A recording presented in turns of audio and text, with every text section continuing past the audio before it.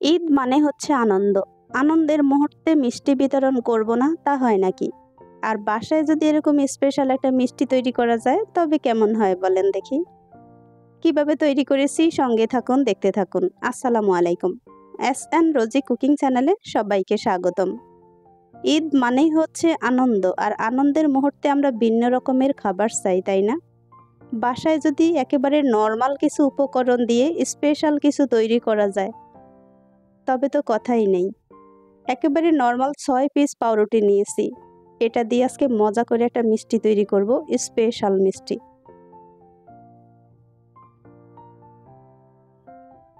পাউরুটির সঙ্গে নিয়েছি ২.৫ কাপের মতো গুঁড়ো দুধ। এটা কিন্তু গুঁড়ো দুধেই লাগবে। গুঁড়ো দুধের সঙ্গে নিয়েছি স্বাদ মতো চিনি। মিষ্টি হচ্ছে যার যার পছন্দ মতো, যে যেমন মিষ্টি খেতে পছন্দ করবে ঠিক ওরকম করে মিষ্টিটা দেওয়া যাবে। এখানে নিয়েছি কর্নফ্লাওয়ার। একেবারে নর্মাল ৩-৪টা উপকরণ দিয়ে এত মজাদার একটা রেসিপি তৈরি হবে। এটা হচ্ছে সেই স্পেশালি ঈদের স্পেশালি ডেজার্ট বলতে পারেন, মিষ্টি বলতে পারেন, যে যেই নামেই বলেন না কেন, খাবারটা কিন্তু অসাধারণ। মাত্র ১৫ থেকে ২০ মিনিটের মধ্যেই তৈরি হয়ে যাবে এই মজাদার রেসিপি তৈরি করতে চলে আসলাম। এখন হচ্ছে পাউরুটির সারফেসে যে ব্রাউন কালার অংশ থাকে এটাকে কেটে রেখে দিব। দেখতে পেয়েছেন, একদম সেম প্রসেসে ৬ পিস পাউরুটিকে এইভাবে করে স্লাইস করে কেটে নিব।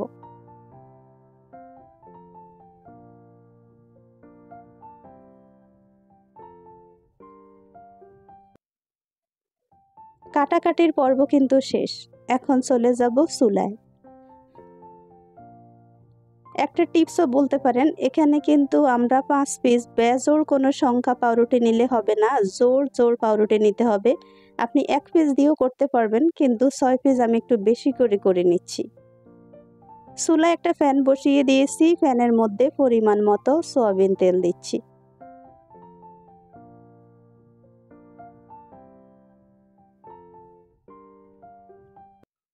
তেলটা যখন হালকা একটু গরম হয়েছে, এখন সবগুলো পাউরুটি একে একে বসিয়ে দিয়ে ব্রাউন কালার করে ভেজে নিব।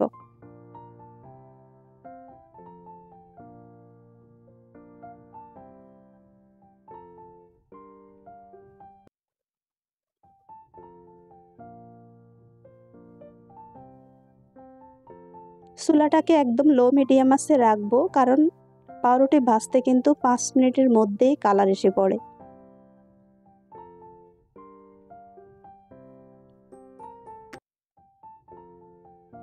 এই পাশ ওপাশ করে কিছু অংশ আমার পাউরুটি ভাজা শেষ। এখন আমি এটা তুলে নিব। বাকি যেগুলো আছে সেগুলো ভাজার পরে বাকি প্রসেসিংয়ে চলে যাব।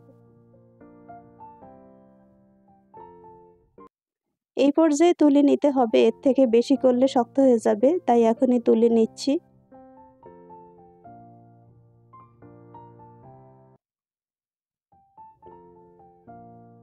একেবারে সর্বশেষে দেখতে পাবেন ভীষণ মজার একটা মিষ্টি, কিন্তু এই মিষ্টি তৈরি করতে কোনো কষ্ট নেই।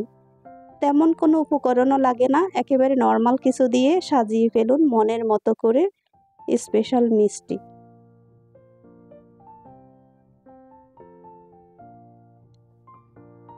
যখনই পাউরুটিগুলো ভাজা শেষ হলো, সঙ্গে এখন ওই ফ্যানের মধ্যে আমি দিয়ে দিয়েছি চিনি, সঙ্গে দিয়েছি ৩টা লবঙ্গ। চিনিটাকে দিয়ে প্রথমেই পাতলা একটা শিরা তৈরি করে নিচ্ছি।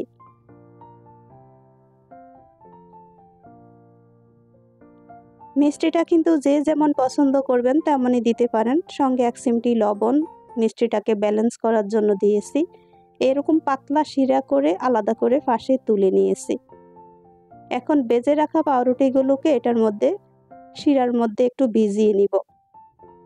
সঙ্গে সঙ্গে তুলে নিব, না হলে বেশি মিষ্টি হয়ে যাবে।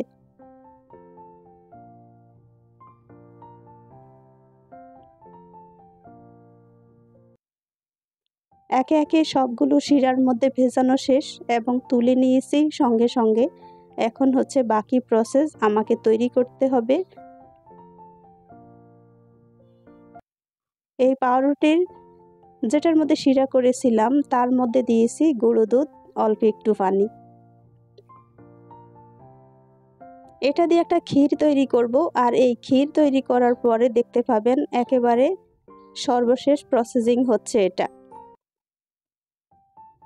ক্ষীরটাকে একটু ভালো করে তৈরি করতে হবে, একদম মজাদার হয় যেহেতু।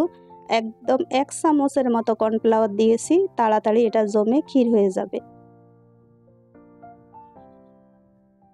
একদম ঠিক এরকম অবস্থায় চুলাটাকে বন্ধ করে দিয়েছি। এখন এটাকে নামিয়ে নিব। পাউরুটি যে শিরাতে ভিজিয়ে রেখেছিলাম সেই এক অংশের মধ্যে ঠিক এরকম করে ক্ষীরটুকু দিয়ে একটু গরম গরম থাকাকালীন এটা দিতে হবে, না হলে কিন্তু ঠান্ডা হলে এটা শক্ত হয়ে যাবে, তখন কিন্তু আর এটা বসানো যাবে না। একদম ঠিক এরকম করে উপর থেকে আরেকটা পাউরুটির স্লাইস দিয়ে একটা মিষ্টি কিন্তু আমার তৈরি হয়ে গিয়েছে। বলেন দেখি, এরকম মাখন দিয়ে যদি পাউরুটি দিয়ে এরকম মজাদার মিষ্টি হয় তবে কে না পছন্দ করবে। সর্বশেষের মিষ্টিটুকু হচ্ছে এটা। সর্বশেষ যেই মাখনটুকু ছিল সবটাই দিয়ে দিয়েছি। দিয়ে এখন আমি উপর থেকে বাকিটা পাউরুটি দিয়ে জয়েন করে দিব।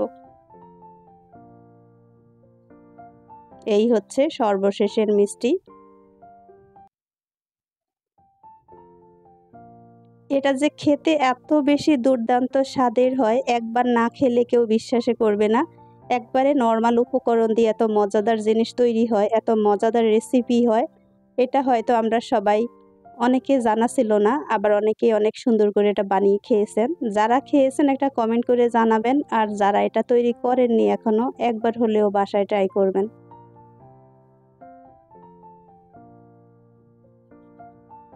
এই হচ্ছে আজকের পাউরুটি দিয়ে সুন্দর একটা মিষ্টি তৈরি করার ফাইনাল লুক। বলে দেখেন একবার এটা কেমন হয়েছে, একেবারে সত্যি করে বলে যাবেন একটা কমেন্ট করে। এত সুন্দর একটা নরমাল উপকরণ দিয়ে এত মজাদার একটা রেসিপি হয়, এটা কিন্তু দুর্দান্ত স্বাদের হয়। একবার হলো এই ঈদে আপনাদের মেহমান আপ্যায়নে এটা রাখা যায়। আশা করছি আজকের রেসিপিটা আপনাদের ভালো লেগেছে। ভালো লাগলে ছোট্ট একটা লাইক দিয়ে পাশে থাকবেন। যারা আমার চ্যানেলে নতুন চাইলে কিন্তু চ্যানেলটা সাবস্ক্রাইব করে নিতে পারেন। অলরেডি যারা এই কাজটা করে ফেলেছেন তাদেরকে অসংখ্য ধন্যবাদ। যারা ফেসবুক থেকে ভিডিওটা দেখছেন প্লিজ একটা শেয়ার করে দিবেন। যারা ফেসবুক পেজ থেকে দেখছেন তারা একটা ফলো দিয়ে দিবেন। যারা ইউটিউব থেকে দেখছেন প্লিজ লাইক, শেয়ার, কমেন্ট দিতে ভুলবেন না। এরকম অসাধারণ রেসিপি পেতে আমার সঙ্গেই থাকুন। ভালো লাগলে ফ্রেন্ড সার্কেলের সঙ্গে ভিডিওটা শেয়ার করতে পারেন। আর এই ঈদে কিন্তু এটা করতে ভুলবেন না। একেবারে ঠিক সেম প্রসেসে এরকম একটা ডেজার্ট মিষ্টি তৈরি করে ফেলুন। বাসার সবাইকে অনেক বেশি হ্যাপি করে ফেলুন। সবাই দেখবেন এই ডেজার্টটা, এই মিষ্টিটাই আপনাদের কাছে সারাক্ষণে চাইতে থাকবে যে এটা অনেক মজার ছিল। আর এটা যেহেতু কম কষ্টে বানানো যায়, সো আমরা কেন এটা অ্যাভয়েড করব। সবাই অনেক বেশি ভালো থাকেন নতুন আরেকটা রেসিপি পাওয়া পর্যন্ত। আল্লাহ হাফিজ।